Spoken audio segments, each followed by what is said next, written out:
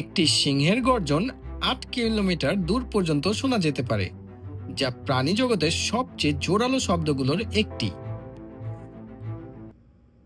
সিংহ সম্পর্কে সবচেয়ে চমকপ্রদ তথ্য হল এটি একমাত্র বড় বিড়াল জাতীয় প্রাণী যা সামাজিকভাবে বসবাস করে।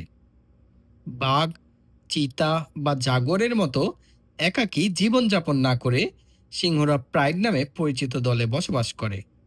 একটি প্রাইড সাধারণত কয়েকটি স্ত্রী সিংহ, তাদের শাবক এবং কিছু প্রভাবশালী পুরুষ সিংহ নিয়ে গঠিত। এই সামাজিক কাঠামো তাদের শিকার করতে, এলাকা রক্ষা করতে এবং শাবকদের দেখাশোনা করতে সাহায্য করে। সিংহ হলো সবচেয়ে অলস বড় বিড়াল। তারা দিনে ১৬ থেকে ২০ ঘন্টা পর্যন্ত ঘুমাতে পারে, বিশেষ করে আফ্রিকার গরম আবহাওয়ায় শক্তি সংরক্ষণের জন্য। স্ত্রী সিংহরাই বেশিরভাগ শিকার করে।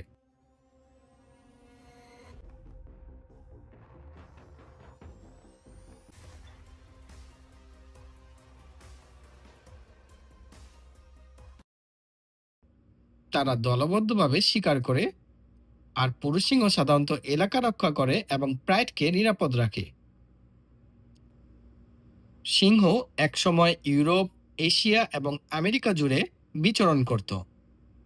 আজ তারা মূলত আফ্রিকাতে বাস করে। তবে ভারতের গির অভয়ারণ্যে কিছু এশীয় সিংহ এখনো টিকে আছে। সিংহের কেশর তার শক্তির পরিচায়ক। পুরুষ সিংহের কেশর যত ঘন ও গাঢ় হয়, সে ততই সুস্থ ও প্রভাবশালী হয়।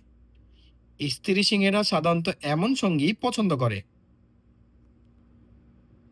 সিংহ স্বল্প দূরত্বে ঘন্টায় ৮০ কিলোমিটার গতিতে দৌড়াতে পারে। যদিও তারা দ্রুততম বড় বিড়াল নয়, এই খেতাব শুধু চিতাবাঘের, তবে তাদের শক্তি ও দলগত শিকার কৌশল তাদের ভয়ঙ্কর শিকারী করে তোলে।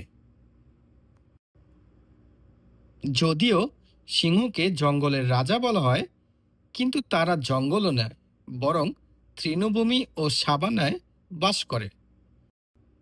একটি সিংহের কামড়ের শক্তি প্রায় ৬৫০ পাউন্ড পার স্কোয়ার ইঞ্চি, যা সহজেই হাড় ভেঙে ফেলার মতো শক্তিশালী।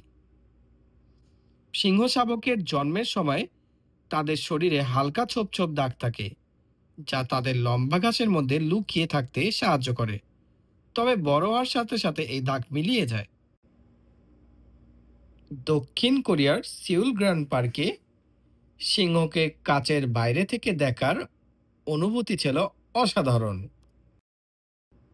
প্রাণী এবং প্রকৃতির সাথে কখন যে সময় কেটে গেল এতগুলা, ভাবতেই পারছি না। কিন্তু চলে যেতে হবে এখন নিজ গন্তব্যে। কিন্তু আবার ফিরে আসব নতুন কোনো টপিক নিয়ে।